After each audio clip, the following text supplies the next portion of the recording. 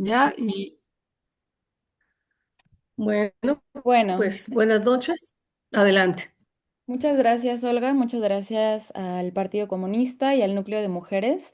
Estamos muy contentas, Denise y yo, de estar acá. Nosotras no sabíamos muy bien cómo era la división de los tiempos, así que vamos a ir haciendo algunas preguntas itinerantes durante toda la presentación. Es una sola presentación de las dos. Y al final, y bueno, va a haber cosas que ustedes puedan ir respondiendo en el chat y algunas cosas que también nos interesa discutir al final. Estamos muy contentas porque este es un taller que venimos pensando desde hace mucho tiempo, sobre todo porque nuestras investigaciones están fincadas en el endeudamiento, en la financiarización, en los cuidados, en la fiscalidad y nosotras hemos notado que muchas veces estos temas se quedan muy en lo académico o en circuitos muy cerrados y nos interesaba mucho rebotar esto con mujeres trabajadoras, con mujeres que están también en la experiencia cotidiana de la deuda. Así que bueno, sin más voy a arrancar. La dinámica del conversatorio es que la exposición de Denise y yo, vamos a hacer las preguntas itinerantes y al final la discusión, como les había comentado. Y bueno, en el temario nos dividimos un poco los temas y yo voy a abordar deuda, financiarización y vida cotidiana.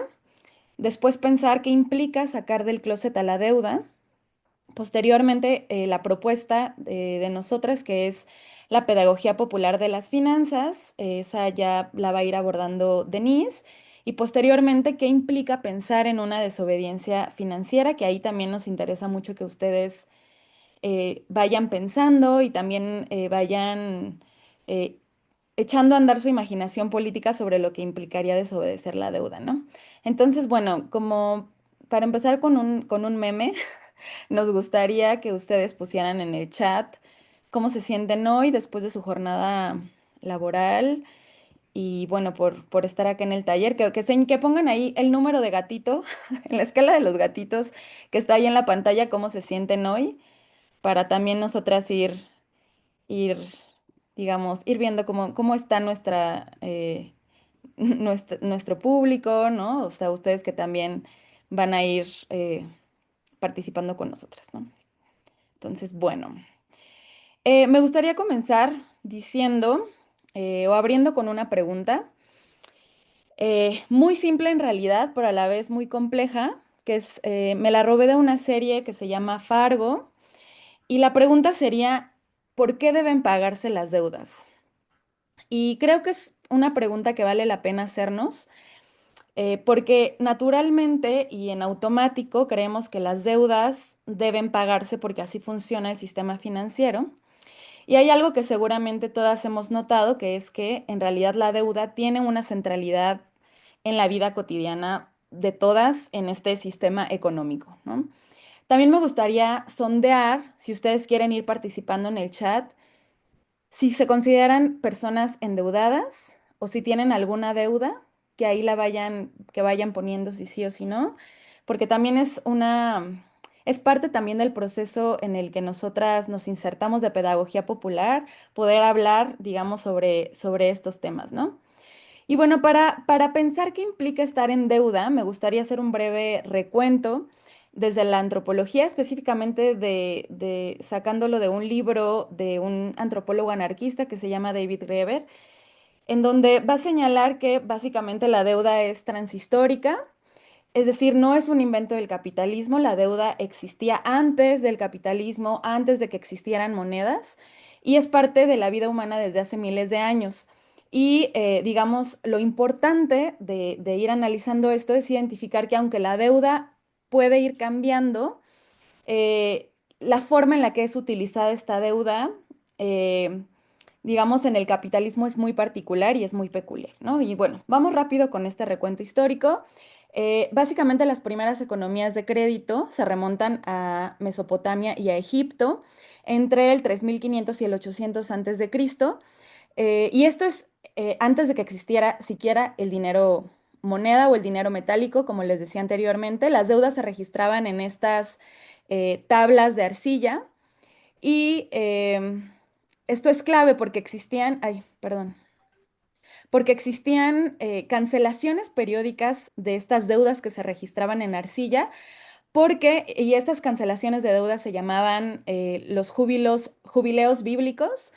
Y bueno, estas sociedades en realidad sabían que no podían acumular las deudas indefinidamente porque si no, el tejido social se iba quebrando y rompiendo, por eso era importante cancelarlas después de cierto tiempo, ¿no? Entonces la deuda en realidad estaba vinculada fundamentalmente pues al funcionamiento y al tejido social bajo ciertos principios de reciprocidad, de redistribución, etcétera, ¿no?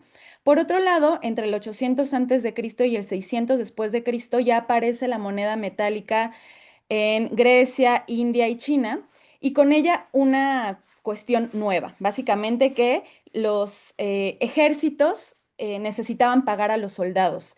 Y los mercados en realidad surgen alrededor de los campamentos militares y el dinero básicamente van a ser de la guerra y la esclavitud.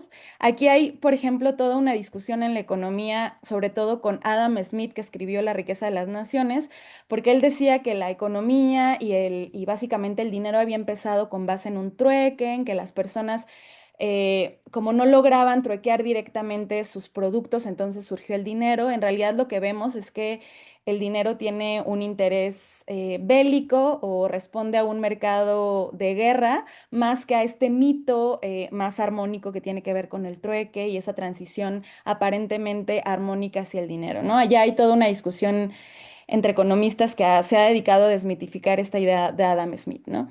Entonces sabemos que el trueque, como en esta idea romántica, no existió como tal y que más bien pues las relaciones comerciales se comportaban pues de forma mucho más compleja que eso, ¿no?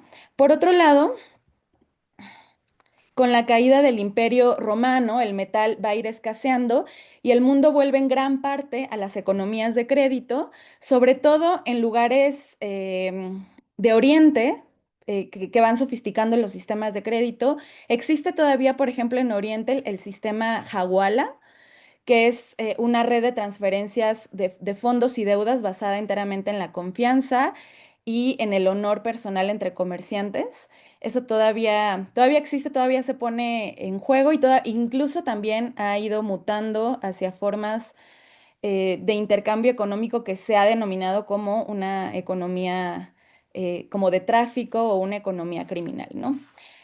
Finalmente llega la colonia y los metales preciosos extraídos de América Latina van a financiar, digamos, la consolidación del capitalismo europeo. Ahora nos va a hablar Denis un poquito más sobre cómo operó en América Latina esta situación, pero bueno, decir que el capitalismo no nace del intercambio libre, ustedes más que nadie lo saben, sino más bien nace de un sistema también colonialista pues hacia América Latina, hacia las periferias, que va a imponer sobre todo la esclavitud y la deuda, ¿no? Entonces, podemos decir que los estados modernos se van a fundar sobre la esclavitud y la deuda y digamos que sobre una deuda que además los estados modernos todavía no terminan de pagar, ¿no? Y no es casualidad que nuestros estados-nación hayan nacido montados sobre esta deuda colonial. Ahí no sé si Denis quieras hablar un poquito de cómo opera esto en América Latina. Sí, bueno, buenas noches a todas. Justamente para seguir un poco el hilo de la conversación, cómo a partir del surgimiento del capitalismo, digamos que pensar como en una triada entre el capitalismo, el colonialismo y el imperialismo, cómo la forma en la que se utilizan las deudas cambia y en el caso particular em, de los países del sur global, que son territorios que mayoritariamente fueron colonizados y saqueados, y que sobre esto se construyó el desarrollo exactamente estaba viendo que aquí contestaron sobre las deudas que tienen. Em, Ese endeudamiento de las personas, pensémoslo también que lo tuvieron los estados en un inicio y hasta la fecha, pero particularmente como resultado del proceso de colonización y esa extracción, el intercambio desigual que se ha sostenido históricamente entre los países del sur y del norte global, uno de estos, de los recursos, lo podemos poner así en este momento, que se extraía de nuestros territorios, no solamente eran los minerales preciosos que sirvieron para construir las monedas de metal, sino también el trabajo y la esclavitud. Y entonces, bueno, en esa lógica, uno de los primeros pueblos que lucharon para conseguir su independencia fue el caso de Haití. Sin embargo, hoy sabemos que a 200 años de la independencia de Haití todavía cargan con una deuda histórica resultado de este proceso de independencia y que el imperialismo francés sometió al territorio haitiano, que intentó por todas formas, con intervenciones constantemente, em, como minar todos los esfuerzos independentistas. Y cuando se alcanza la independencia, lo que Francia reclama es una deuda para pagar a la corona francesa por esta independencia, con motivo de pagar por todos los territorios que ya no se iban a tener. Entonces, la corona francesa lo que exige es un pago de 150 millones de francos y que hasta la fecha, bueno, para poder pagar esta deuda, Haití tomó muchos préstamos con diferentes bancos. Es una deuda histórica que incluso recientemente se llevó al Consejo de Derechos Humanos de Naciones Unidas, porque ha tenido un impacto histórico en la crisis que tiene Haití, ¿no? En la crisis de derechos humanos, en la crisis que tiene este estado para poder garantizar las condiciones mínimas de existencia de su población, para garantizar seguridad. Todo el proceso de despojo que ha sufrido este territorio tiene esa base histórica, ¿no? En cómo el movimiento independentista siempre fue tratado pues de acabar con él, y la forma en la que se siguió subyugando a Haití fue a través de la deuda. Y no solamente es el caso de Haití, es el caso de muchos países y muchos territorios del sur global. De hecho, hoy en día hay un documento que sacaron diferentes investigadores, Fargo Asigual, Jason Hickel y Ndongo Sambasila, que son tres economistas em, de Asia y África, donde hicieron una estimación en la que anualmente todos los países del sur global pagan 300 trillones de dólares solamente en concepto de pago de intereses por la deuda externa. Y esto todo tiene su base históricamente en ese proceso colonial de despojo que se continúa y que no lo podemos pensar de forma tan lineal, ¿no? Sino como se va reproduciendo, intensificando. Hasta ahí lo dejo, André. Disculpa tanto tiempo. No te preocupes, Dan. Entonces, bueno, este recorrido nos va a dejar algo pues muy importante, y es que en Mesopotamia y Egipto la deuda tenía ya un carácter moral, es decir, estaba incrustada en estas relaciones de comunidad y parentesco, y entonces el vínculo en realidad entre las personas importaba más que el objeto que circulaba, ¿no? Por eso importaban los jubileos o las grandes cancelaciones de la deuda, porque la deuda también se entendía como una relación que debía repararse y no como una cuenta que tenía que saldarse a cualquier costo, ¿no? Como en el capitalismo. Y por eso ese mismo lenguaje moral es lo que posteriormente, hacia el capitalismo, es lo que permite justificar básicamente la violencia, ¿no? Cuando la deuda se separa del vínculo humano y se convierte en esta cifra abstracta y exigible, ese peso en realidad va a dejar de sostener relaciones comunitarias y empieza a sostener pues una relación de sometimiento y dominación, ¿no? El capitalismo hereda básicamente esta segunda función y usa la culpa y la vergüenza individual para volver invisible que en el fondo lo que opera es una relación de dominio, ¿no? Entonces, tenemos esta imagen acá alrededor a la que incluso le podemos poner otro tipo de valores, pero yo quise poner acá cuáles son los valores en torno a no pagar la deuda, ¿no? ¿Cómo es calificada, juzgada una persona que no paga una deuda, ¿no? Entonces puede ser calificada como una mala persona, hay una vergüenza social por parte de las personas que no pagan la deuda, se ve como una obligación, digamos, indudable, ¿no? Las mujeres, sobre todo que no pagan deudas, también están consideradas como personas irresponsables, lo cual también las puede convertir en malas madres, en malas personas como miembros de la comunidad y en mujeres que no están logrando gestionar financieramente su hogar, ¿no?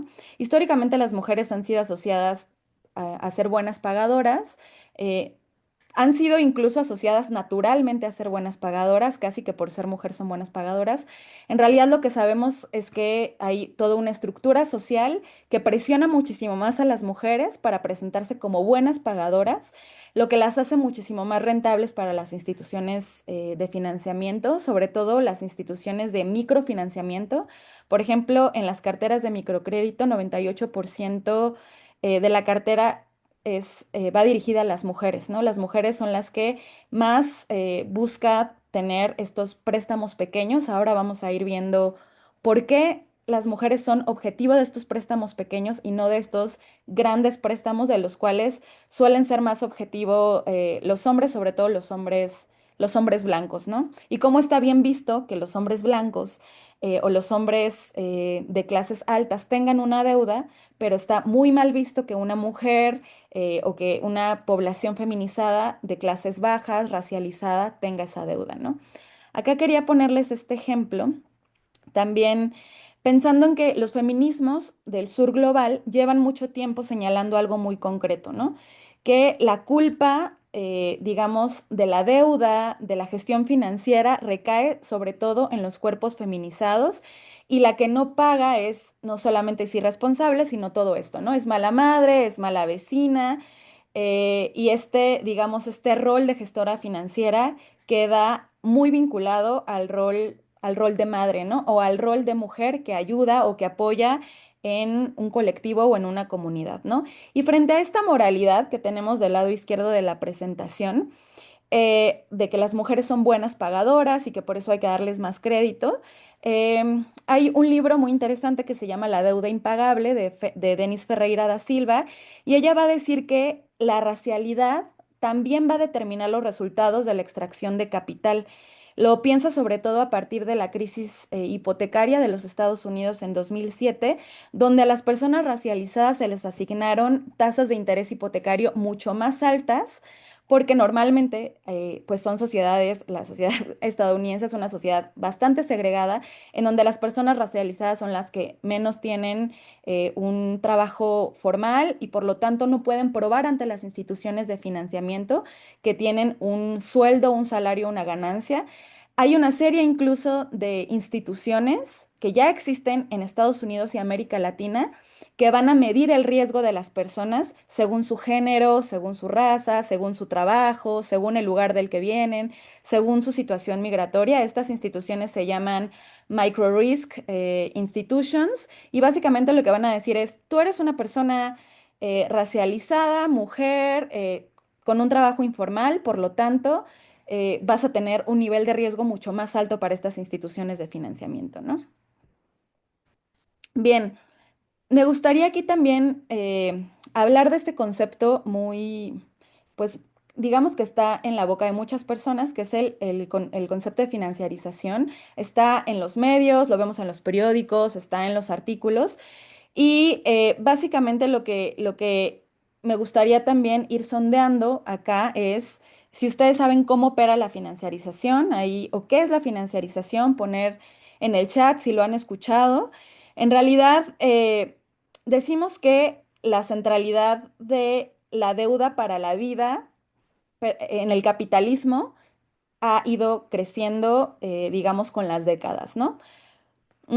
Siguiendo algunos autores que hablan en torno a la financiarización, decimos que financiarización no necesariamente es el avance de los servicios financieros, no es la modernización de la economía popular con las tecnologías como las aplicaciones de los bancos, no necesariamente solo es eso, sino es la colonización de la vida cotidiana por la lógica del capital financiero. Es decir, hay toda una reorganización de la vida en favor del capital financiero. Hasta mediados del siglo XX, ustedes lo sabrán muy bien, eh, encontrábamos lo que Marx, digamos, describía como el capitalismo donde el capital financiero existía, pero cumplía un rol subordinado al capital productivo. Es decir, el capital financiero financiaba la producción, servía para la circulación de mercancías en el capitalismo, pero la extracción de plusvalía propiamente ocurría en las fábricas, directamente sobre el trabajo. El banquero para Marx entonces era un capitalista de préstamo, ¿no? Por ahí decía Marx que el crédito para el capital financiero, el crédito del capital financiero era este aceite que permitía que el capital productivo andara, ¿no? Después de los años 70 y 80, algunos autores y autoras marxistas comenzaron a notar ciertos cambios económicos y políticos globales y básicamente lo que mostraron es que en realidad no es que el capitalismo productivo ya no esté o ya desaparezca. Sin embargo, el capitalismo financiero está ahí de forma más fuerte y autónoma, ¿no? Esto quiere decir que el capital financiero ya no necesita pasar por la producción para generar ganancia y tenemos una suerte de mercados de activos financieros, empresas productivas que invierten en la bolsa, explosión de créditos de diferentes tipos, tarjetas de crédito, instituciones de microfinanzas que ofrecen microcrédito, pero también tenemos por otro lado tarjetas de tiendas departamentales, de Coppel, de Electra, que ofrecen pues crédito, sobre todo para esta gran masa de población que antes no había podido ser incluida en estos circuitos financieros del capitalismo, ¿no? Entonces, básicamente esto está súper vinculado a la idea de que el Estado ya no logra satisfacer necesidades sociales. Hay una echada para atrás, digamos, de la banca de desarrollo y lo que hay ahora es que sin deuda la gente no puede vivir, ¿no? Por aquí ustedes lo pusieron en sus participaciones en el chat, que sí están endeudados, que están endeudados hasta el cuello. Seguramente, y me gustaría irles preguntando si sus deudas responden a necesidades básicas como salud, educación, alimentación, o son deudas que adquirieron para otras situaciones, ¿no? Bien, ¿qué significa todo esto? La centralidad de la deuda para las mujeres trabajadoras, ¿no? Esto quiere decir que la explotación no termina cuando salen del trabajo asalariado, sino que la explotación continúa. Ahora también en la esfera de la circulación, continúa en casa cuando ustedes gestionan la deuda de sus hogares, cuando pagan sus tarjetas, cuando sostienen con su propio cuerpo y su propia red una serie de trabajos para poder pagar estas deudas, ¿no? Un poco lo que queremos ir delineando, Denise y yo, es que en realidad la deuda marca un ritmo de trabajo cotidiano para poder ser pagada y que a esto también se le llama la financiarización de la reproducción social, ¿no? Bien, voy a tratar de apurarme un poquito. Hay una frase muy interesante que sobre todo surge de la militancia argentina, que además tiene muy en la agenda la idea de la deuda. Por ejemplo, en México también está la deuda como parte de la agenda política. De eso nos va a hablar un poquito más Denise, eh, pero no ha sido tan central como en otros países de América Latina. Y la pregunta es, ¿por qué en México la deuda no está siendo parte de una agenda pública, política, feminista, popular, tan visible, ¿no? No digo que no esté, sino que no está siendo tan visible, ¿no? Entonces, bueno, aquí me gustaría volver a estas preguntas. Sacar del closet a la deuda implica identificar si estamos endeudadas o no, con quién estamos endeudadas, cuánto tiempo dedicamos a gestionar esa deuda y qué trabajos además debemos hacer para gestionarla, ¿no? Hay muchas personas que tienen que buscar un trabajo extra para poder pagar los intereses de la deuda, ¿no? En México, según el INEGI, el 36,2% de la población de 18 años o más reportó tener algún tipo de deuda y 55,9% de las deudas más pequeñas se concentran en las mujeres. Hay un estudio, un libro muy interesante de Sayuri Gallardo que se llama Malabares para llegar a fin de mes, en donde ella identifica además que la gente no declara tener deudas en estas encuestas. México tiene muchas encuestas de salud financiera, de inclusión financiera, pero la gente no está reportando tener deudas. Un poco volvemos a la idea de la moralidad de la deuda. Hay vergüenza por tener una deuda dentro de las familias porque se asume que si se tiene una deuda, no estamos trabajando lo suficiente, no estamos haciendo lo suficiente para sacar adelante a nuestra familia, no estamos trabajando bien. Un poco lo que también, con lo que también juega el sistema es con hacer que recaiga la deuda de forma individual, ¿no? Y bueno, acá les puse un ejemplo de un refrigerador de Coppel, ¿no? Muchas de las familias se endeudan con estas tarjetas de crédito departamental o con estos créditos departamentales que además, bueno, ahorita les voy a enseñar una infografía muy rápido. Son considerados como créditos de beneficencia, como de una industria del bien, porque está ayudando a personas que normalmente no pueden adquirir otro crédito, ¿no? Como decíamos en diapositivas pasadas, las personas que no pueden adquirir un crédito formal es porque normalmente no tienen perdón, ingreso constante, un trabajo formal para poder dar una garantía a los bancos de que pueden pagar. Entonces, digamos, estos créditos de Coppel y Electra normalmente juegan con la falta de garantía por parte de las personas. Y cuando hay una falta de garantía, lo que nosotras hemos visto es que hay tasas de interés predatorios. Entonces, tenemos el ejemplo de este refrigerador que de contado cuesta 12,599 pesos. Esta es una cifra totalmente real que yo revisé de la página de Coppel, ¿no? Y los pagos chiquitos son de 188 pesos semanales. Parece que es pues un pago muy fácil de hacer, ¿no? Muy benéfico. La gente normalmente...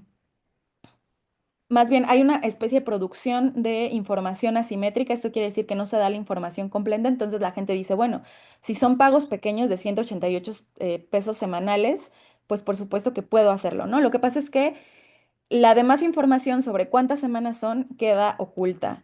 Y aquí tenemos en realidad que este refrigerador de 12,599 se paga 188 pesos semanales, pero se paga 154 semanas, lo que da un total de 28,952 pesos, lo que, digamos, calculando, eso ya lo saqué yo, da una tasa de interés de 129,8%. Entonces, básicamente, la inclusión financiera de estas poblaciones que antes no eran consideradas por los circuitos financieros formales, tiene una tasa de interés muy alta, parece una tasa de interés básicamente de castigo y es una tasa de interés predatoria porque, digamos, está extrayendo básicamente el doble de lo que en realidad tendría que pagar la persona que adquiere este refrigerador, ¿no?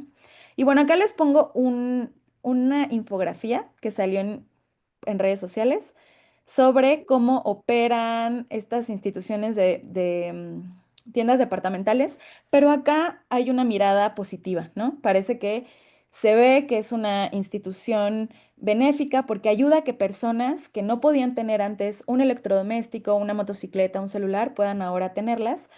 Lo importante, digamos, nosotras decimos, puede ser que las personas sientan un alivio al tener estos bienes de consumo. Sin embargo, hay debajo de esto una lógica extractiva, porque se extraen de forma predatoria los ingresos de los hogares, ¿no? Y bueno, pasando por acá, avanzando en la presentación, sacar del closet a la deuda entonces implica poder reconocer si estamos endeudadas o no, con quién estamos endeudadas, para qué utilizamos esa deuda y poder identificar el problema de la deuda como un problema estructural, ¿no?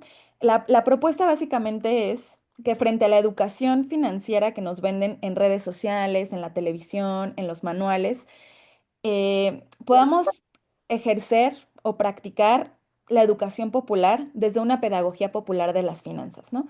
Es decir, pensar a quién beneficia que pensemos el endeudamiento como una falla individual. Si nosotras leemos algún manual de educación financiera o de finanzas personales, normalmente nos va a decir algunas cosas como estas que tenemos en la columna de la izquierda, ¿no? No adquieras una deuda que no puedes pagar. No gastes más del 40% del ingreso líquido en créditos. Es importante comparar los créditos que se ofrecen, hay diferencias en tasas de interés o el ahorro es una alternativa sana opuesta al crédito. Lo que vemos con estas afirmaciones es que, no sé si ustedes se dan cuenta, pero en realidad parecen un regaño individual o parece que el problema es individual, ¿no? Las finanzas personales van a decir, el problema es que se calcula mal la capacidad de pago, es decir, no conocemos nuestra capacidad de pago. O por otro lado, nos van a decir que las reglas como esta, la de no gastar más del 40% del ingreso líquido en créditos, son universales para todos los contextos y para todas las personas. También va a decir, el mercado ofrece opciones, la responsabilidad es elegir bien. Y por otro lado es decir que el ahorro es una ruta responsable y la deuda es una ruta peligrosa. Si nosotras no supiéramos todo lo que ya vimos en las diapositivas pasadas, que hay una desigualdad estructural, que nuestros países están endeudados, que el problema en realidad también tiene que ver con que estas instituciones de financiamiento operan como de forma predatoria, vampírica. En realidad nos podríamos comprar esta idea y sentir cada vez más culpa y vergüenza de no poder pagar nuestras deudas. Sin embargo, desde la pedagogía popular de las finanzas, decimos estas cosas, ¿no? Que el problema es que el Estado no satisface necesidades básicas de las personas, salud, vivienda, alimentación y cuidado, ¿no? Ay, perdón, aquí se cortó. Y que las personas en realidad tienen que recurrir a la deuda para poder satisfacerlas. Por otro lado, que el ingreso en realidad está determinado por la brecha salarial de género y que la idea de que eh, de los porcentajes, por ejemplo, de ahorrar el 30%, de destinar el 40% a créditos, no necesariamente aplica para todos porque no todos llegamos igual al sistema financiero. No tenemos los mismos ingresos, no tenemos las mismas tasas de interés ni los mismos tipos de créditos, ¿no? Por otro lado, decir que las trabajadoras del sector informal difícilmente tienen acceso a créditos formales, como los de los bancos tradicionales, las tarjetas de crédito. Normalmente tienen acceso a créditos que no son regulados, que tienen estas tasas de interés por mayor al 100%, o también pueden ser víctimas del sistema de prestamista, sistema de préstamos, ahí que me recuerde Denise, ilegal, que son estos sistemas de préstamo que no están regulados y que incluso utilizan la violencia física y el acoso para poder, digamos, que la gente pague estas deudas. Y por otro lado, se invisibiliza que para muchas mujeres y en realidad para muchas personas el crédito es la única forma de satisfacer su reproducción cotidiana, ¿no? Bien, le voy a dar la palabra a Denise para que vaya conectando esto con el contexto macro. Muchas gracias, André. Y bueno, muchas gracias a todas y a todos por compartirnos cómo es que ustedes están enfrentando sus deudas. Y justamente nosotras, André y yo, lo que queremos hacer en este espacio también es sacar el closet, sacar la deuda del closet y empezar a hablarlo. Y este es un primer ejercicio para hacerlo, para que empecemos a politizarlo y empecemos a dialogar sobre ¿qué fue lo que nos llevó a estar en esta situación? Y como bien André decía, es un ciclo vampírico extractivo de nuestras vidas. Y lo primero que quisiera decirles también es que nosotras, como planteamos este taller, es con entradas, puntos de análisis que hemos tenido desde la economía feminista, particularmente desde la economía feminista de la ruptura, porque como nosotras nos hemos podido aproximar a este tema, parte de cómo nosotras hemos recuperado conceptualmente al conflicto capital-vida. Desde la economía feminista reconocemos que más allá de ese conflicto que existe entre el capital y el trabajo, hay un conflicto entre el capital y todos los mecanismos que existen para, más bien todos los mecanismos que se desarrollan para su existencia y para su acumulación. Todo eso es una oposición a la vida misma, la vida plena, la vida disfrutable, la vida sabrosa y el cómo queremos vivir nuestra vida. Y para, para garantizar la vida es necesario el trabajo de reproducción social, que es ese trabajo que realmente sostiene nuestra existencia y sin el cual no solamente nosotras como personas, nosotros como personas no existiríamos, sino que tampoco existiría el capital. Es la base para la reproducción de toda la sociedad, pero también es la base para la reproducción del capital. Y está en el centro, es el eje vertebrador de este sistema. Por eso para nosotras es muy importante poner en evidencia cómo existe un subsidio directo desde este trabajo, que es el trabajo que realizamos cotidianamente para existir, hacia el sistema y que este sistema se está beneficiando de, como bien decía André, convertir en un activo financiero todo lo que hacemos. Entonces, la siguiente, André, por favor. Eso para hablar de nuestro marco, de desde dónde nos posicionamos teórica y políticamente. Y en segundo lugar, yo les voy a compartir que cómo André inició este recorrido histórico sobre cómo se utilizaban antes del capitalismo las deudas y cómo cambian esa característica de las deudas una vez entrado la fase del capitalismo inicial, pero también cómo hoy es que vemos que ese poder que tiene el poder financiero es una característica muy específica de la etapa actual del capitalismo. Y podemos preguntarnos por qué, y aquí poníamos un meme para entender cómo está esa vinculación entre los estados que están endeudados, el poder que tienen las finanzas, el poder financiero, el imperialismo financiero, cómo eso está muy relacionado con las narrativas que abundan sobre, que refuerzan esta idea moral sobre las deudas, ¿no? Que las personas que se endeudan son porque no tienen educación financiera, que no todas las personas deberían de acceder a estos productos financieros, que es culpa de las personas estar en esa situación y que también se reproduce con narrativas como la del pobre es pobre porque quiere.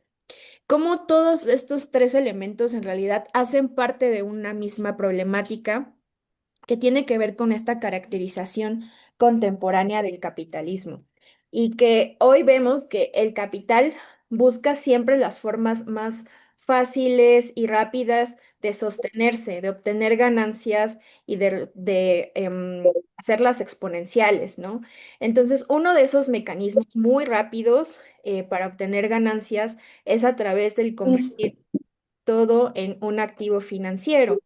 Ese es el proceso de financiarización del que también nos hablaba ya Andrea y que lo vemos por todas partes. Y aquí les ponía como el limón michoacano cotizando en Wall Street y es porque pasamos de ese momento en la historia del capitalismo donde se necesitaba de las fábricas, del trabajo, los trabajadores que íbamos a esos espacios para producir en el campo cómo se producía el limón, pero hoy, ¿qué es lo que genera más ganancias para estas personas que tienen grandes negocios en la agroindustria? Por ejemplo, en el caso del limón. ¿Con qué obtienen más ganancias? ¿Con la producción de ese limón y llevarlo a una venta hacia el exterior? ¿O con colocar esta mercancía en el mercado financiero y en ese mercado financiero dotarle de otro valor y ponerlo sujeto a la especulación? Esa parte es mucho más rápida para obtener ganancias y de ahí que se convierte pues en, en una de las características actuales de las economías mayoritariamente en el mundo.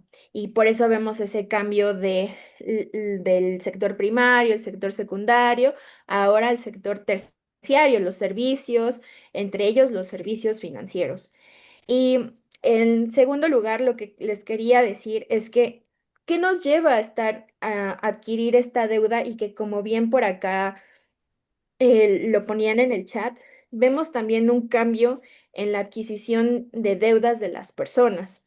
Vemos un proceso donde anteriormente las deudas se utilizaban para adquirir bienes de larga duración, por ejemplo, una casa, un terreno, incluso un auto, incluso hasta electrodomésticos, ¿no? Como que nos compartía André el ejemplo del refrigerador. Hoy estamos viendo cómo la adquisición de deudas a través de créditos departamentales o créditos comerciales, con incluso tarjetas digitales, se utilizan para pagar la vida diaria, que es la alimentación, medicamentos, incluso para pagar el metro, ¿no? Que ya ahora se pone en la ciudad, para quienes están en la Ciudad de México, que el metro ya se puede pagar directamente con tarjeta bancaria.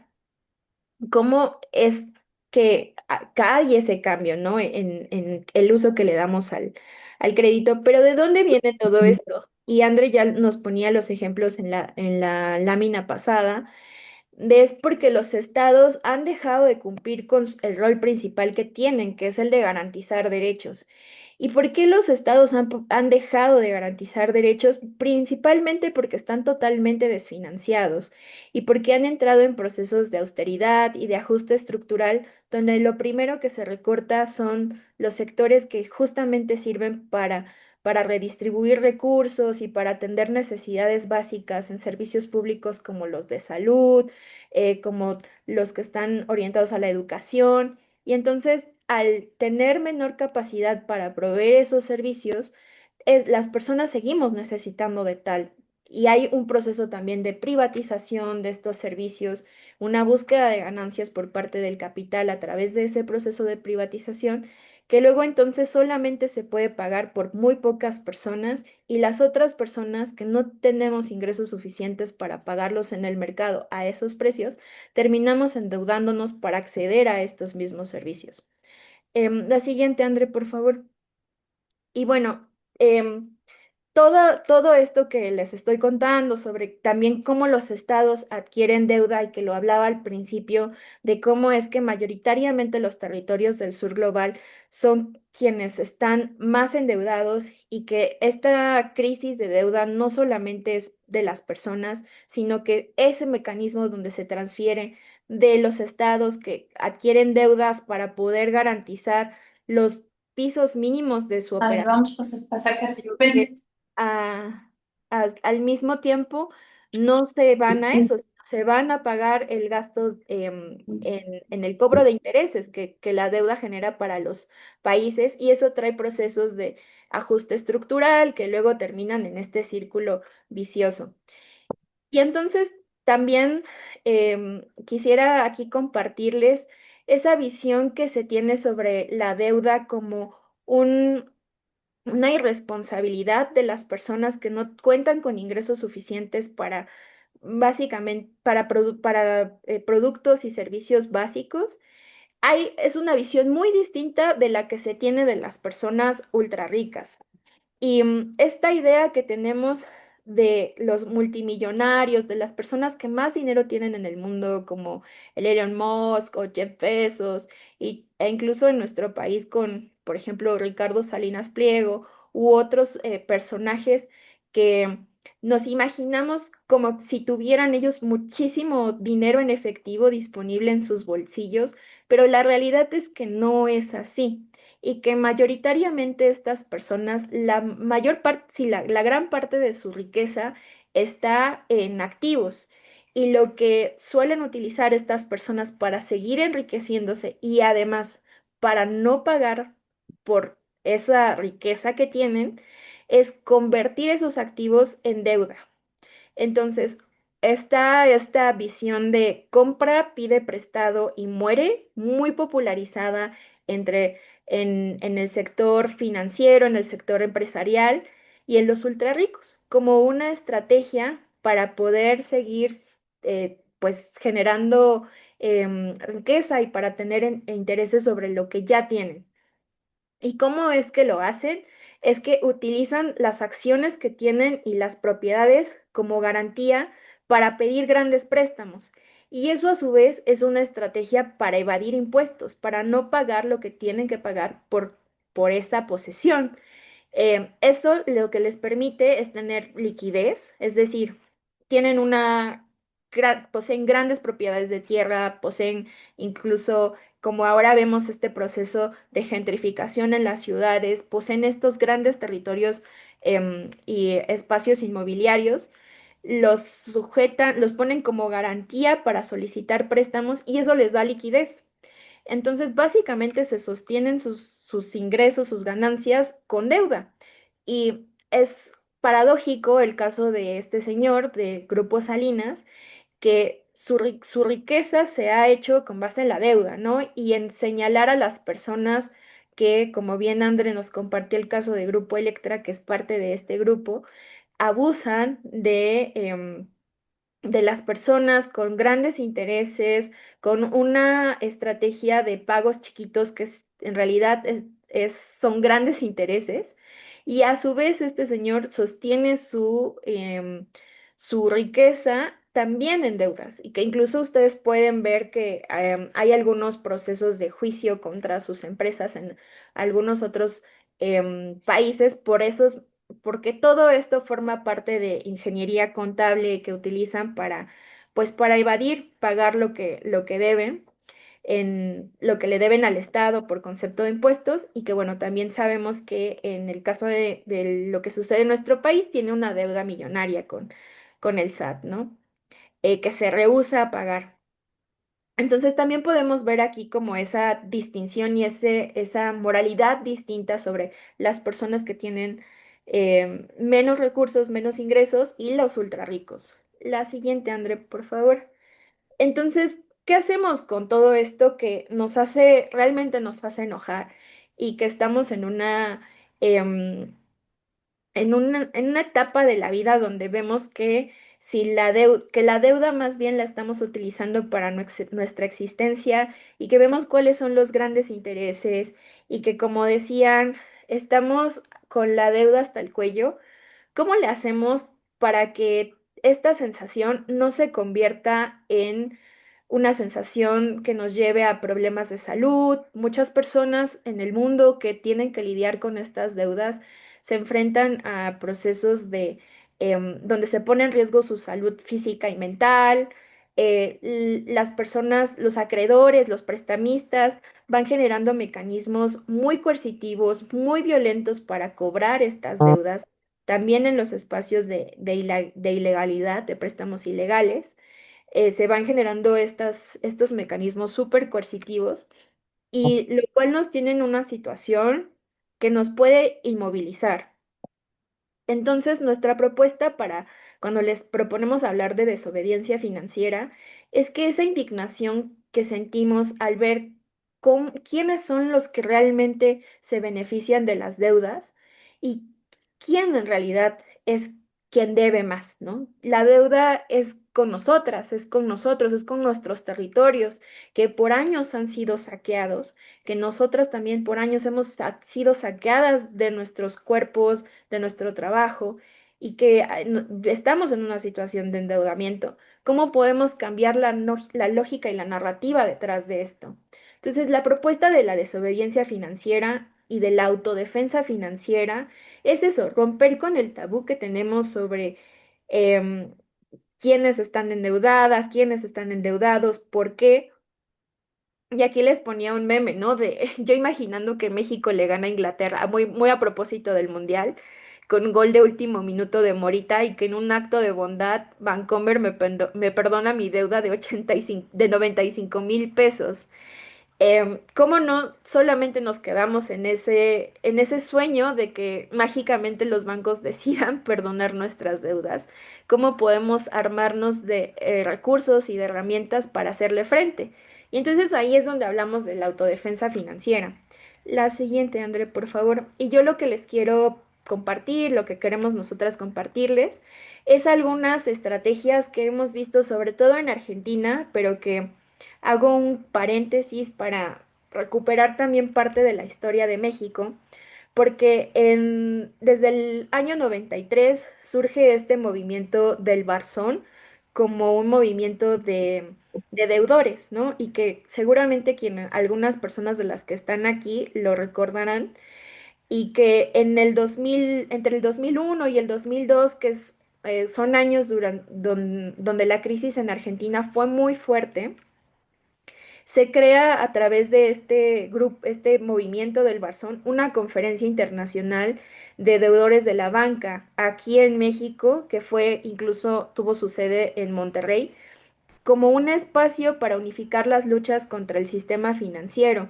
Y entonces vinieron muchas personas de América Latina, muchos movimientos sociales, para aprender cuál era el proceso que estaba llevando a cabo el Barzón y o sea, justo aprender, tener una especie de intercambio de experiencias y regresaron con esas experiencias para saber cómo aplicarlo en Argentina, que si bien el contexto es muy distinto al que sucede en México, en México perdió un poco esa capacidad de movilización que se tuvo durante los años 80 y posteriormente en los principios de los 90, cuando venimos de un proceso de una crisis de deuda externa mucho más fuerte, que sí era más palpable en la sociedad.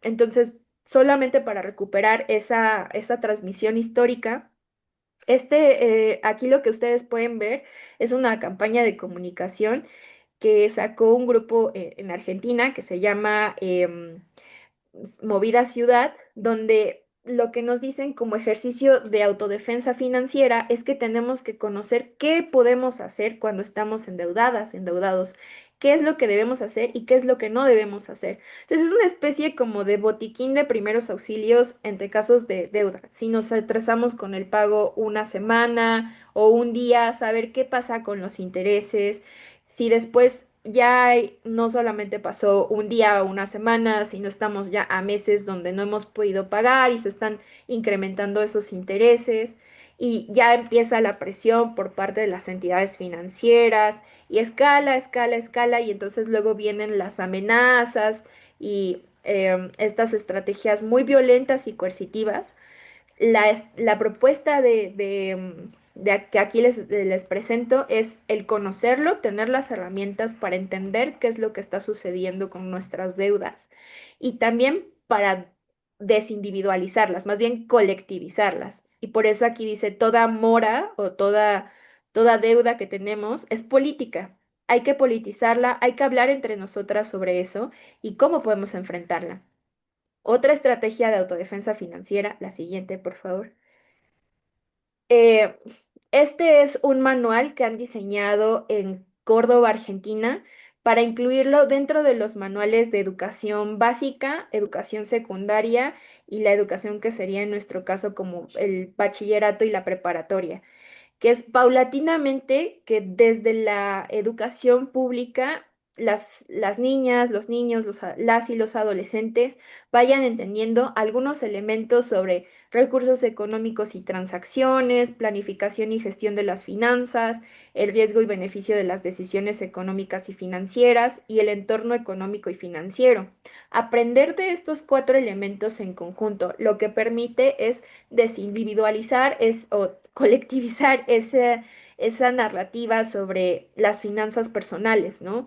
Que no solamente es que sepamos hacer un presupuesto mensual o que sepamos utilizar las tarjetas de crédito, sino entender justamente cómo este mecanismo de endeudamiento de los estados se transmite a los hogares y a las personas, cómo podemos entender y quitar ese halo abstracto de lo que es la economía, de lo que es lo económico, lo que sucede en los mercados financieros, cómo podemos hacerle frente de forma colectiva y además verlo de forma crítica. ¿Cuáles son esos mecanismos que hoy se están acelerando a través de la digitalización, por ejemplo? Contar con estas herramientas desde la educación primaria es una propuesta que se está haciendo desde el gobierno de Córdoba en Argentina, pues para tratar de prevenir la situación en la que ya ahora se está. La siguiente, André, por favor. Otra herramienta que me parece muy interesante y que nos lleva a hablar de un proceso de organización política colectiva es esta propuesta que tienen sobre una ley de desendeudamiento popular, donde primero se reconoce el rol que ha tenido la desfinanciación de los estados en el endeudamiento de los hogares y de las personas, de forma que el gobierno intervenga directamente para ponerle un freno a los abusos financieros.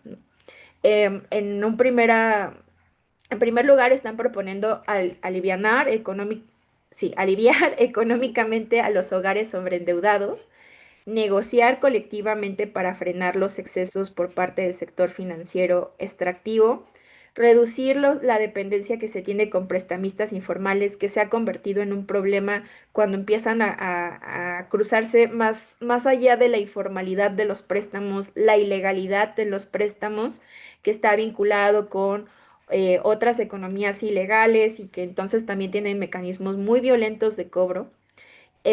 Y la más importante que es recuperar ingresos para vivir. y reconocer que el proceso de endeudamiento de las personas viene del no contar con ingresos suficientes para garantizar nuestra existencia material. Entonces, bueno, aquí está el resumen de la propuesta, donde se habla de en qué consiste, para quién va dirigida, cómo se propone financiar esto y por qué es un desendeudamiento popular, cómo se lleva ese problema que pareciera ser individual más bien a una solución colectiva. La siguiente, André, por favor. Y bueno, aquí más bien, como ya nos queda poco tiempo, más bien quisiera como decirles que tenemos, justamente alguien ponía que estaba con la deuda al cuello y les vamos a compartir esta presentación con estos elementos, pero también esta es una obra de teatro cabaret con las reinas, hecha con las reinas chulas para de forma un poco más humorística hablar de ese proceso de endeudamiento que va de los estados a las personas y cómo podemos hacer un llamamiento para el vivas, libres y desendeudadas nos queremos. Lo dejo aquí y pues más bien les queremos escuchar. Muchas gracias y perdón por tomar tanto tiempo. Gracias, Den. Em, pues podemos ir a a las preguntas y respuestas y al final ponemos el videíto como para cerrar la sesión y relajar.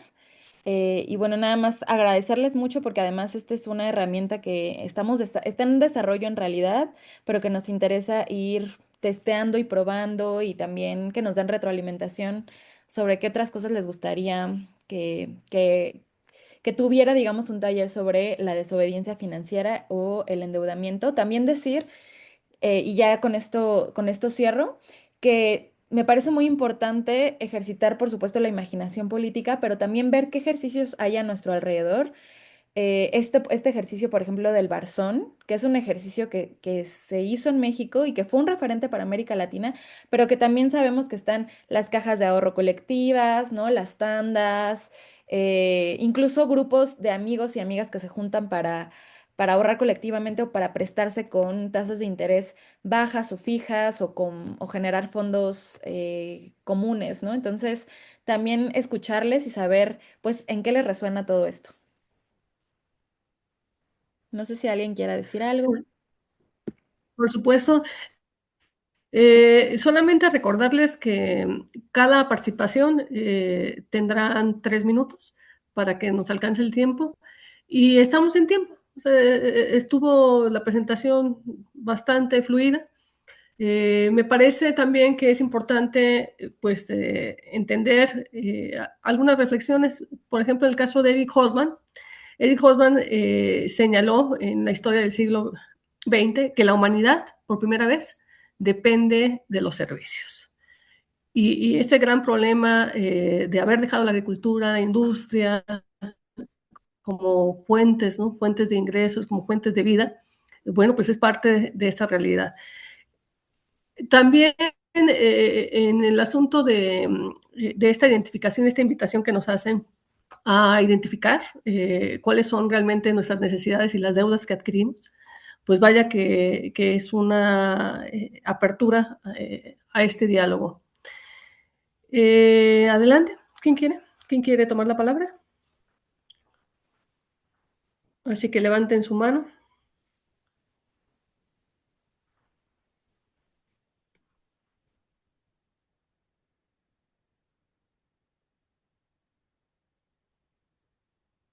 O inclusive por el chat pueden seguir aportando, haciendo sugerencias, preguntas.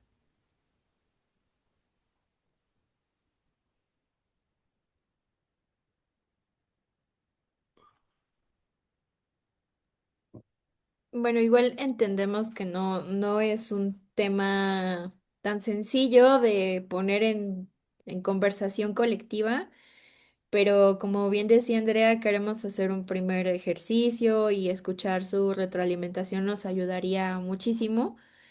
Pero eso, siéntanse con la confianza de que este es un espacio seguro, que también si no quieren hablar de su experiencia personal, pues quizá como la parte más conceptual y más política de la presentación es sobre lo que podemos extendernos.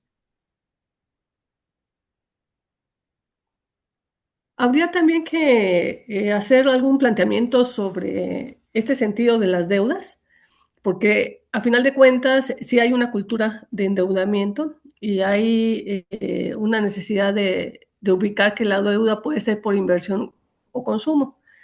En el caso del consumo es lo más grave que ustedes están destacando en este fenómeno del abordaje del feminismo, ¿no?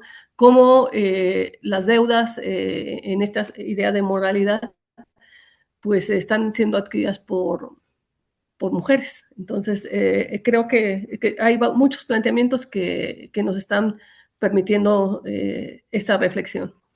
Adelante.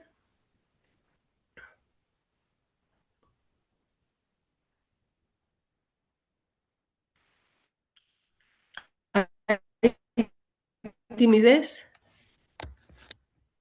Bueno, por acá pusieron un comentario en el chat de que Mónica Vázquez, para mí ha sido muy Adelante. interesante esta Sí. visión histórica de la deuda y las propuestas de solución para resolverlo colectivamente. Muchas Uh -huh. gracias.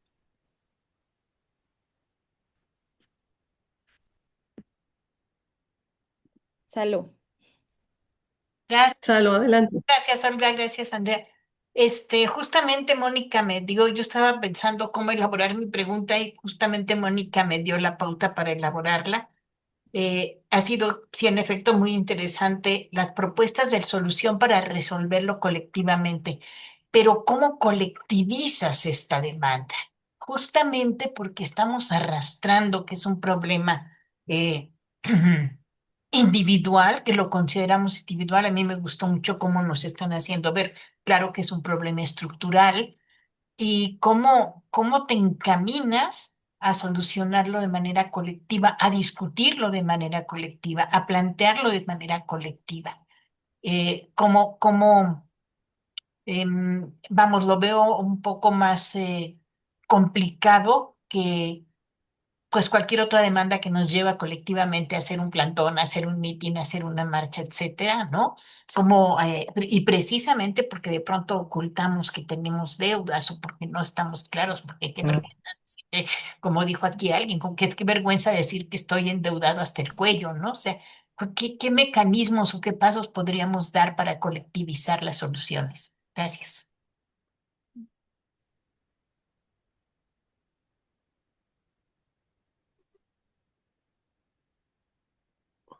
¿Quieres responder, André? Vas, vas. Bueno, muchas gracias, Salo, por la pregunta, que creo que es una pregunta un poco sin respuesta, pero que este es un ejercicio para hacerlo, ¿no? ¿Cómo lo podemos colectivizar? Esto que decía Andrea sobre hay que retomar la imaginación política y que no nos inmovilice la individualización, ¿no? Y si es un gran reto, a mí me parece que es un proceso llevarlo a la colectivización, esto de dialogarlo, tejer los espacios para conversarlo, son importantes. Y también digamos que el no desesperar, porque es un proceso histórico, ¿no? Venimos de cómo el neoliberalismo acabó con muchas propuestas de imaginación, de organización. A eso es a lo que nos estamos enfrentando. Entonces, es un primer ejercicio hacerlo de esta forma, con talleres, con materiales de activismo que apelen también más hacia el sentir, hacia las emociones, también al disfrute, para comprenderlo. Pero esto que último que decía sobre cómo hacemos un plantón, cómo organizamos una marcha, me lleva a retomar lo que les decía de los ejemplos de los ochentas, ¿no? De cuando se vivió más fuertemente la crisis de la deuda, se sentía más en el cuerpo la deuda. Y eso sí llevó a la movilización de las personas. Creo que no, lo que nosotras aquí les proponemos es no llegar a ese punto, ¿no? Donde ya todas lo sintamos muy, muy cerca y sea como más crudo. Entonces, estos momentos de compartir, de juntarnos, hablarlo, tan solo hablarlo en colectivo, creo que ya es un esfuerzo por esto, ¿no? Como, o sea, no necesitamos siempre tomar un taller para hacerlo, sino platicarlo con la vecina, en la tienda, en la escuela de las hijas de los hijos. Llevarla esta discusión hacia lo público es, creo, un primer ejercicio. Sí, y ya, André. Ujú. Sí, también, por ejemplo, una de las cosas que nos impulsó a hacer esto es que nos dimos cuenta que que muchas de las compañeras que conformamos la red de economía feminista, en realidad estamos endeudadas, o sea, y que nuestras investigaciones atraviesan pues nuestro cuerpo y nuestra vida, y de repente no sabíamos nombrar por qué nos interesaba tanto pensar en la deuda. Ah, pues porque estábamos endeudadas, porque tenemos tarjetas de crédito, porque nos damos cuenta que no vamos a poder acceder a una vivienda, por ejemplo, y que si queremos acceder es adquirir una deuda exorbitante que en realidad no vamos a poder pagar. Pero si pensamos, por ejemplo, en otras formas de hacerlo, no sé, no digo, por ejemplo, creo que tampoco queremos caer en la idea de negar el uso de las tarjetas de crédito o no endeudarnos. Sabemos que la deuda es central, pero más bien hacerlo de forma informada y colectiva nos parece importante porque nos damos cuenta también que en nuestras familias no se habla de eso y que en nuestros entornos tampoco. Y que además la agenda económica rara vez forma parte de la agenda política de militancia. Normalmente hay una agenda política que ve el tema de derechos sociales, de desigualdades, pero que a veces el tema de de las finanzas queda muy fuera de toda esa agenda política, y que al menos, pues para nosotras es importante ponerlo en una agenda política, pensar que quizá podemos militar también desde ese lugar para poder después organizarnos colectivamente. Em, Bárbara estaba por acá, también quería hablar, o no, o sea, alzó la manita sin querer. Mm, mm.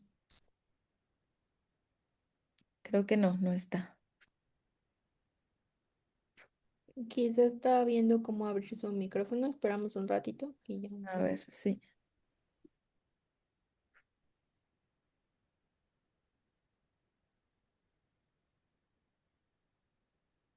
Laura. Adelante, Laura.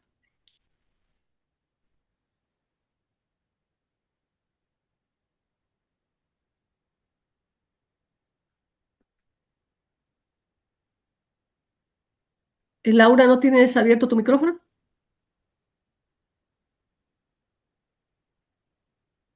Bueno, tenemos otra manita. Bárbara Monroy.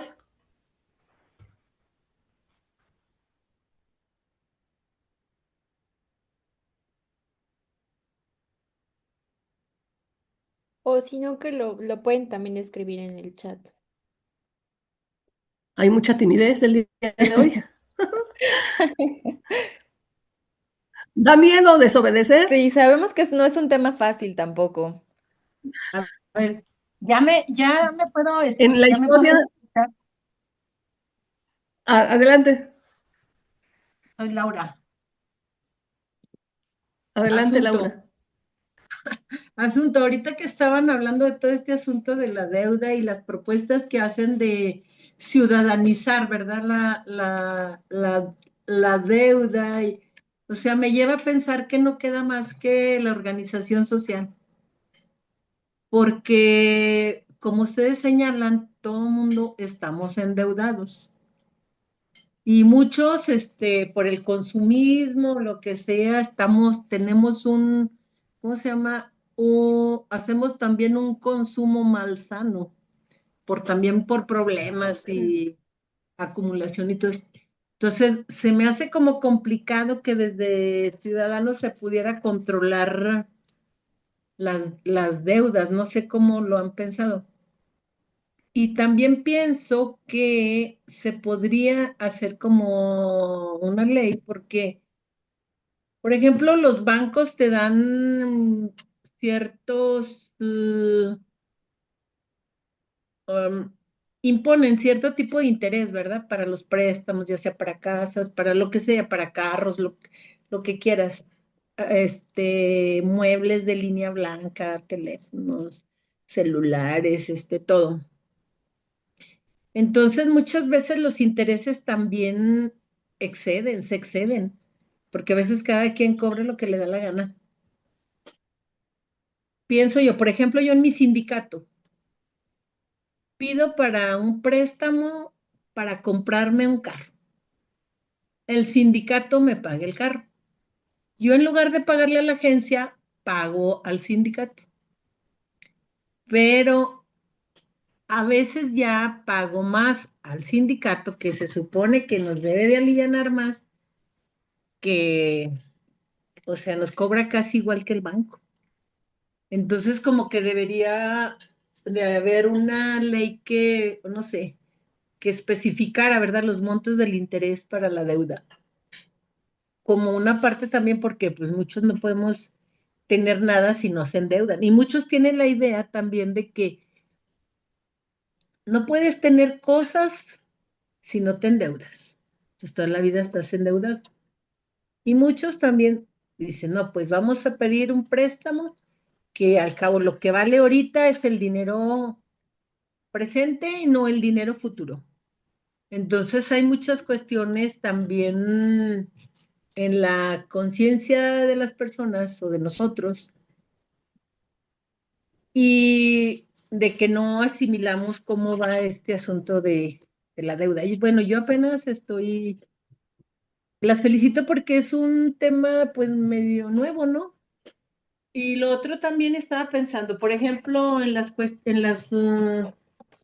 ya ven que estos señores de las huelgas del Monte de Piedad, que ya tienen como 8 meses en huelga, y ellos tienen en todo el país y en todos los ranchos y en todos los lugares casas de empeño.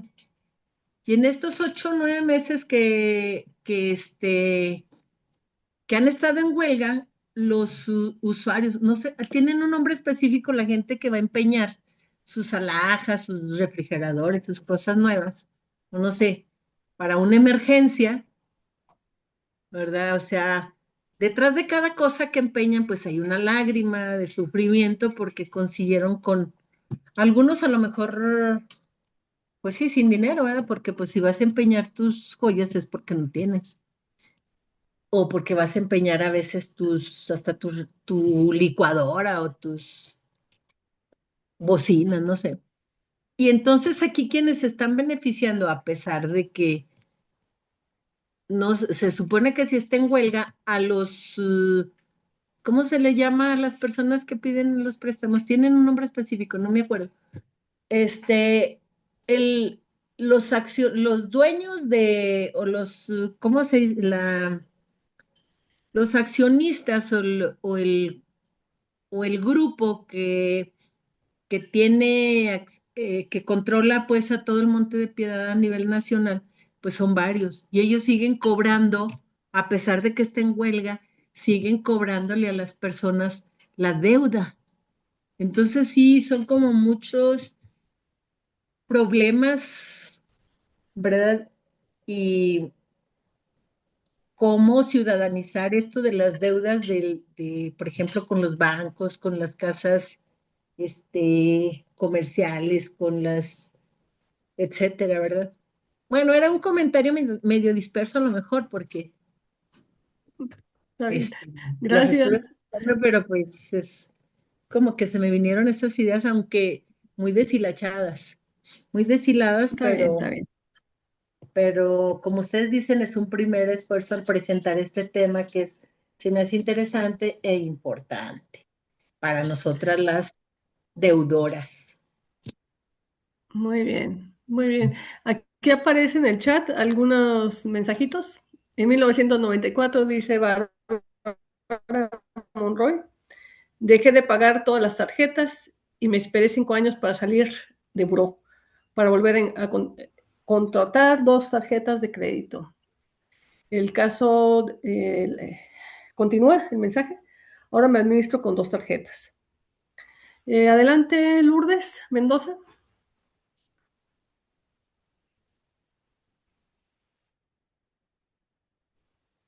Hola, Lulu. soy María, estoy aquí. Adelante. Bueno, es que estaba escuchando y estaba pensando que algo que le deberíamos exigir a los bancos es que nos pagaran por tener nuestro dinero, ¿no? Porque al fin de cuentas ellos están invirtiendo con nuestro dinero, tienen todo el dinero del mundo y lo están utilizando y en vez de que nos paguen por eso, nosotros les tenemos que pagar a ellos. Entonces, sería como una exigencia que siempre he pensado que me gustaría pues, que plantear, ¿no? Porque se me hace ilógico cómo nos roban de esa forma, ¿no? Y pues sí, si tú tienes tu dinero ahí, lo están utilizando y tú lo puedes crecer, por lo menos 20 centavos diarios que te den o algo así, ¿no? Sería como una exigencia que a mí me gustaría poner en la mesa. Sería todo. Gracias. ¿Qué opinan? Ah,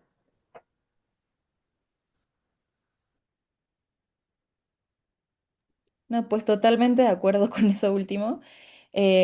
También, por otro lado, em, por ejemplo, es que me parece que es un tema muy complejo porque estamos hablando, por supuesto, de desobedecer financieramente, pero al mismo tiempo estamos insertos en este sistema en donde sin nuestras tarjetas de crédito, como decía la compañera, ¿no? Como sin administrarnos con estas dos tarjetas de crédito, o dos tarjetas de crédito y un préstamo, no podemos vivir o no podemos sostener la vida, ¿no?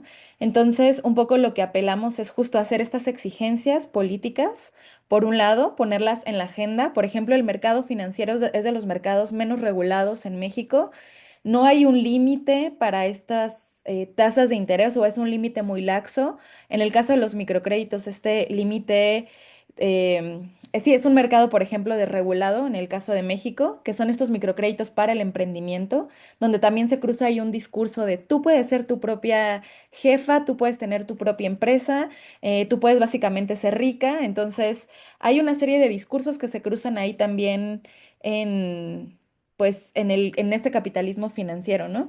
Y por otro lado también decir que hay ejercicios, por ejemplo, en Estados Unidos, en América del Sur, de movimientos de cancelación de la deuda, ¿no? Por ejemplo, de los préstamos estudiantiles, que sabemos que en el caso de al menos, no sé, Chile, por ejemplo, y Estados Unidos, que tienen en general universidades privadas, han sido movimientos que han buscado cancelar estos préstamos estudiantiles y que digamos no han sido totalmente exitosos, pero sí han llegado a remover capas sociales para poder llevar esto al menos a tribunales o a propuestas de ley, por ejemplo, ¿no? Y que hay muchos movimientos que quizá no, todavía no conocemos en América Latina que han puesto estas demandas sobre la mesa y que sí han ganado cierto terreno, eh, a comparación de que si no ponemos estas demandas en el centro, ¿no? Entonces me parece que la invitación de nosotras no es como no utilicemos el crédito, no utilicemos la deuda, sino más bien gestionemos colectivamente, tengamos estos espacios para platicar nuestras inquietudes.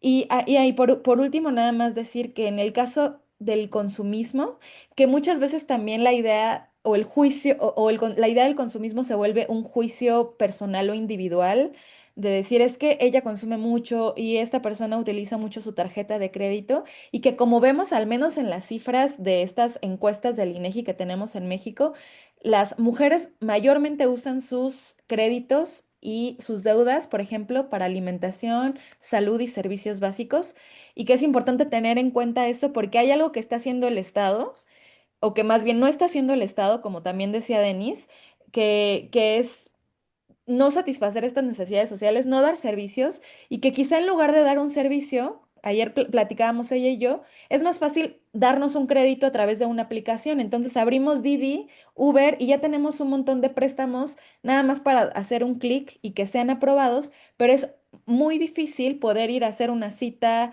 médica al Seguro Social o es muy difícil poder acceder a un servicio público y lo que tenemos más a la mano es simplemente una deuda también vinculado a estas tecnologías de la información, ¿no? Todas tenemos un teléfono donde nos han ofrecido al menos una vez obtener una deuda, ¿no? No sé si ahí Denise quiera decir algo. Sí, muchas gracias, Andrés. Retomar el comentario de Bárbara que dice, no te da chance de ahorrar el 13%, pero en la tarjeta de crédito cobra el 176%. porque es mucho más lucrativo endeudar a las personas que incentivar el ahorro en esta lógica de lo que también nos proponían, ¿no? Como les decimos a los bancos, si tú te estás enriqueciendo a costa de nuestros recursos, pues páganos por eso. Y les quería contar que ya no nos dio tiempo de ahondar un poco más en todos los movimientos de endeudadas, endeudados del mundo, incluidos los países, pero sí hay un movimiento global que llama a la cancelación de las deudas de los países. Justo como decía André, el año pasado fue un año de jubileo que está vinculado con la Iglesia Católica, donde por ahí también se van mezclando varios puntos y esto que André al principio hablaba sobre la moral alrededor de las deudas y cómo justo también uno de los grandes impulsores del jubileo es por esa noción de que las deudas llegan a ser inmorales y que hay deudas ilegítimas que se adquieren en nombre de búsqueda de negocios o búsqueda lucrativa en lugar de búsqueda del bienestar común y entonces se convierten en deudas ilegítimas y hay un llamado a cancelar estas deudas que no han servido para el bien común y a repudiar también a las deudas y que, como bien decía André, hay un movimiento, hay varios movimientos en el mundo que lo buscan, movimiento de estudiantes en Estados Unidos, en Chile, que llaman a esa cancelación. Y el caso que les comentaba de Haití, de no solamente es que voy a cerrar diciendo como dos cosas, dos dichos, ¿no? Uno que es este de la canción que era como no, ¿cómo es? Debo no niego, pago no tengo. Y eso a su vez se convierte en nosotros no debemos, ustedes nos deben a nosotros, páguenos de vuelta. No solamente es cancelar la deuda, sino es reparar por el daño que se ha ocasionado por las deudas ilegítimas, que ese es el caso de Haití, ¿no? Cuál es el daño que ha hecho y que como señalaba André, que hay casos que se han llevado a tribunales, este en específico se ha llevado a Naciones Unidas para denunciar cuáles son los impactos en la garantía de derechos de las personas. Y por último, quería cerrar con, y bueno, ya dije como tres veces cerrar, pero esto que decía Andrés sobre cómo la deuda también se piensa para convertirte en millonaria, millonario, en emprendedora, emprendedor, cómo eso se vincula con ciertos discursos, ciertas narrativas de grupos que particularmente en América Latina están teniendo un gran auge. Entonces, esa colectivización de la problemática alrededor de la deuda definitivamente nos lleva a politizar y a organizarnos colectivamente desde los progresismos y desde las izquierdas. Em, entonces, bueno, no quería dejar de mencionarlo.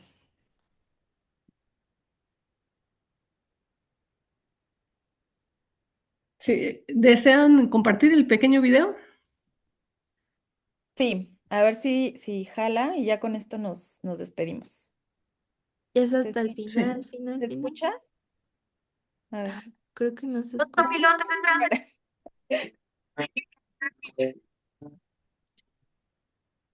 Aquí, ¿verdad? Un poquito más adelante. Más. Espérate, Serena, Morena. Y el topoto. No, es el mismito financiero que nada más ven por su propio Más adelante. beneficio. Sí. Han explotado y han extraído nuestros violentos y más agresivos, en el que primero sean los derechos de las personas sobre las... con empresas del Ahí. Ahora sí me sentí como en una fábula de Esopo. Esto es muy liberador. ¿Sabes qué imagino, Calma? Un mundo donde las mujeres vivamos libres y las naciones no endeudadas. Eso es, chica, eso ¿Te imaginas? Me lo imagino, lo tenemos que lograr, chica, lo tenemos que lograr. Sin endeudada.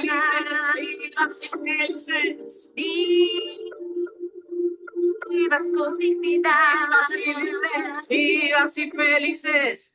Los estados y naciones del sur global viven endeudados con empresas del norte. El sur genera todos los recursos para su colonialismo ya. Mi vecino endeudada.